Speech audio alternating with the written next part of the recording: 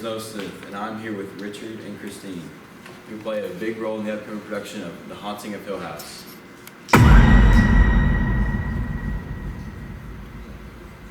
Thank you both for joining me today to talk about this production. Can you tell me a little bit about the play and what audience members can expect from this play? We are excited to put on West High's first ever horror play, at which we hope we will have audiences at the edge of their seat as they experience the thrills and horrors of The Haunting of Hill House.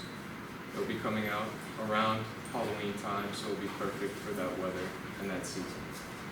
Okay, so this is a horror play, right? So how do you make this scary? How do you make this play scary? What I think makes the story scary is how in the play there's a bunch of these characters that go to a house, and you can tell that something's wrong with this house, obviously, and very strange things happen throughout the play that make it very obvious that this house is a little spooky. How do you guys both feel to have these roles in such a big production? I'm very excited to play the role of Luke Sanderson in this production because a part of me, and as I find the audience will, I'm overthinking. You were fine, and you just keep stopping. Yeah, just keep going. I'm very excited to play the role of Luke Sanderson in this production because a part of me relates with the character, and I think the audience will see why. Oftentimes, Luke Sanderson brings the comedic elements into such a dark and gritty play as it is, and I think the audience will both relate with the character and also enjoy what he brings into the production. And I'm very excited to connect with that character and portray him on stage. All right, Christine.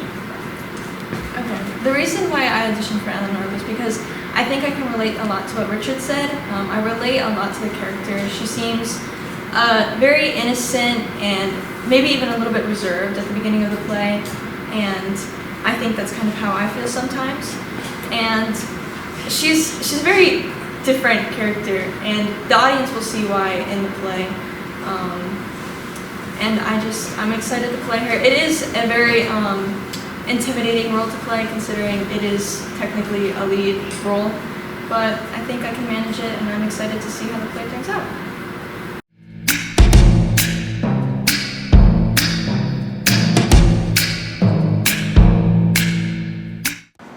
Hi, my name is Hanukkah, and I'm here with Ms. Ripley. And today we are going to talk about the hostage and Israel. A little background about what's going on in Israel is this plot of land has been fought over for generations. You can go back to ancient times, you can go back to the Ottoman Empire, you can even go back to 1917 when the Balfour Resolution was given and the land was kind of designated. But for our intents and purposes, we're going to start in 1947. And most of us are familiar with the Holocaust, and so we understand that there's a large number of Jews that do not have a place to live. And so they request from the world to go back to their original homeland, what they consider their homeland.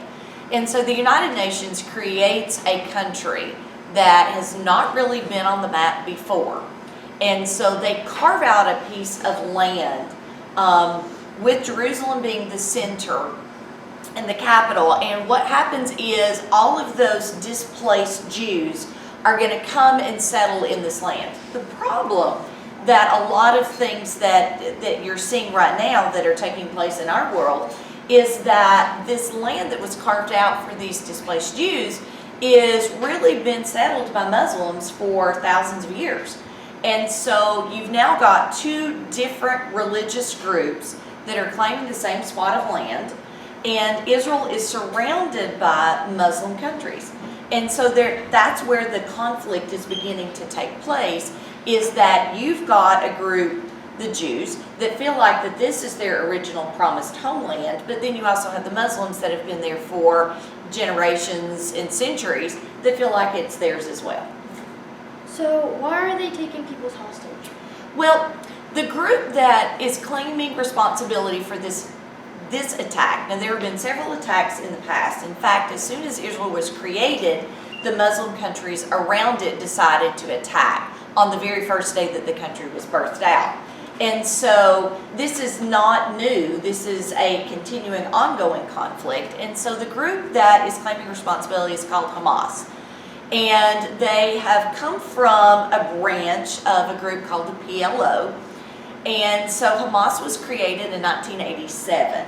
And so according to the latest news reports, what Hamas is saying is that they have created a manual in which to go in and take hostages, Jewish hostages, as a point in case. So they are proving that this is their homeland and they are actually removing these people. And so that's why the hostages are being taken.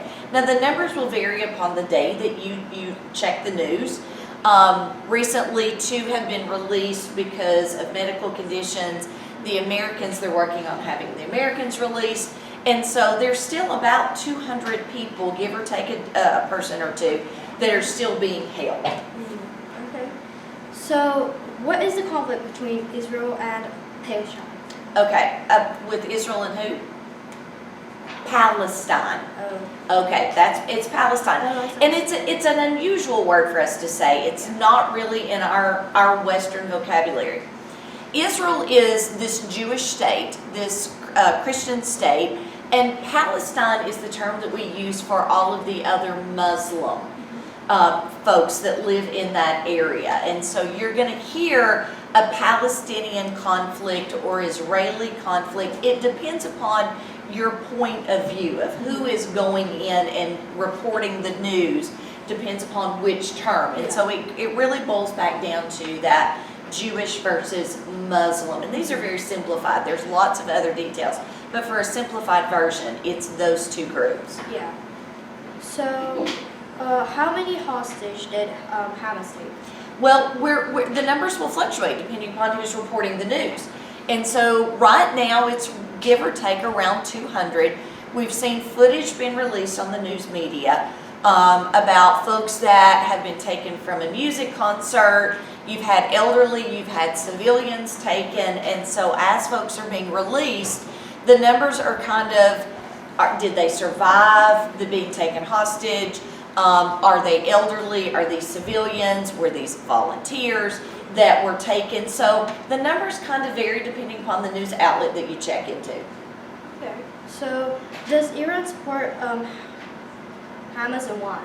Okay, so Iran gets thrown into this mix because what you're seeing is the PLO that I mentioned earlier, which is Hamas came out of that same group. It's Palestinian Liberation Organization.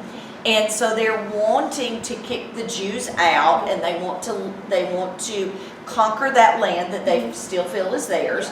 And so what is happening is Iran is a Muslim country, and they are saying, attaboy, good job. They're not necessarily backing Hamas, but they are coming alongside and congratulating them.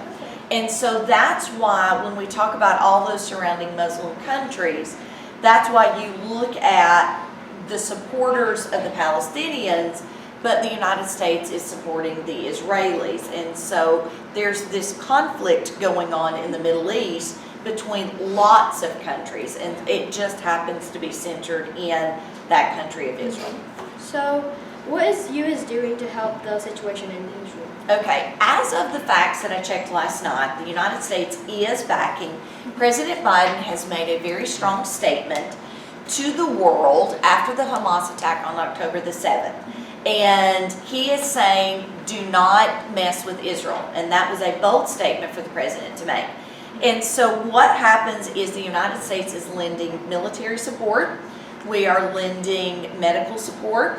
We are lending our status as the only superpower left in the world, leaning into other countries, basically giving some don't mess with Israel kind of mentality, back off. And so there's lots of other support systems put in place. Churches, different organizations are sending medical supplies. The Red Cross is coming in. That's an international organization, but the United States Red Cross is taking the lead in that. So lots of supports are being given to Israel at the time, monetary, medical, diplomatic support. So you'll find things will develop and keep transpiring until this conflict is resolved. That's pretty interesting. Thank you for coming today. You're welcome. Thank you.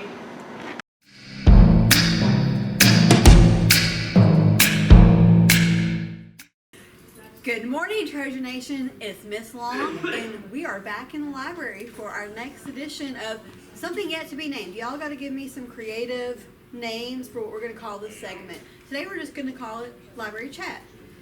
Did you know that every month we do displays in the library? As we get closer to Halloween, we wanted to focus on our horror section. It's one of our most popular sections in the library. And of course, Halloween is the best time to highlight those. Now, Stephen King, and also, I'm trying to find, middle school flashback, Seraphina and the Black Cloak. Any of you guys read this? If you liked this back in middle school, come check out our Halloween display and some of the horror books. We've got a wide variety here, and I can help you find more because it's one of the biggest sections we have in the library. So, come join us this spooky season and maybe find your next scare. See you next time, guys.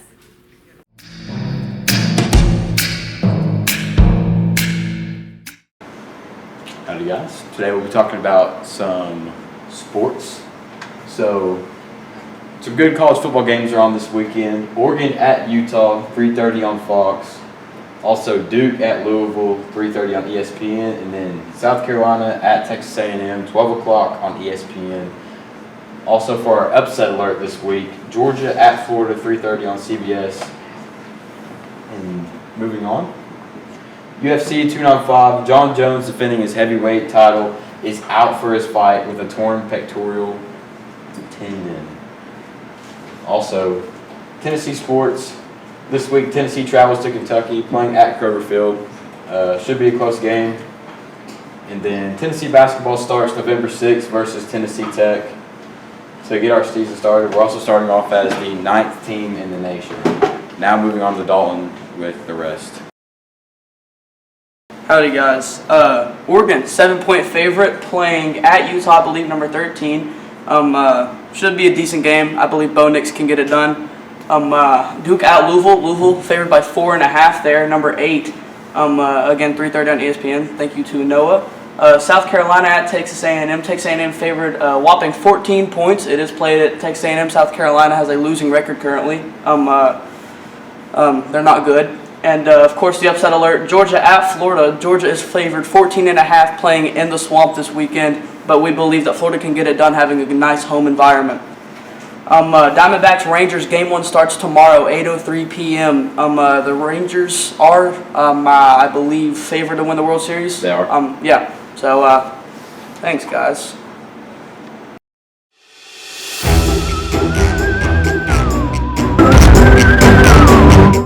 Hi, I'm LaGray Johnson, and today I'm going to be interviewing people for the plans of Halloween. And here we are with our first person. Hi, I'm Susan. What are your plans for Halloween, Susan? I'm going to church. And doing what? Carving pumpkins and eating school hot Halloween candy. Oh, that sounds like a fun time. I hope you have a great Halloween. Thanks, you too. Okay, and now we're moving on to our next person. Good evening, I am Isaac Worthington, the 15th. And what are your plans for Halloween? I am decorating my yard as a graveyard for my deceased grandmother. What happened to her? She got hit by a truck. I'm so sorry to hear loss. It's quite alright, she was old anyways. I hope you have a great Halloween. You as well. Okay, and on to our next person. Howdy. Name? Oh, I'm Daisy. Nice to meet you, Daisy. What are your plans for Halloween? Well, I'm going to be spending some time with my Uncle James. We're going to be collecting some corn. Is that a tradition for the two of you? No, he's just really obsessed with corn. I don't know. At least it makes him happy, right? I suppose. I hope you have a great Halloween. You too. And on to our next person. Name? My name is Ruby McDonald. What are your plans for Halloween? Stalking my ex. That sounds like fun. Yeah, it is. Okay, well, on to our last person. Okay. Name? My name is Jenny. Okay, Jenny. What are your plans for Halloween? I'm gonna just watch a whole Twilight series, go in the middle of the woods, and wait for Edward to save me. That's lovely. Have a great Halloween. Maybe next time. Okay, that's it for today. Hope everyone has a great Halloween.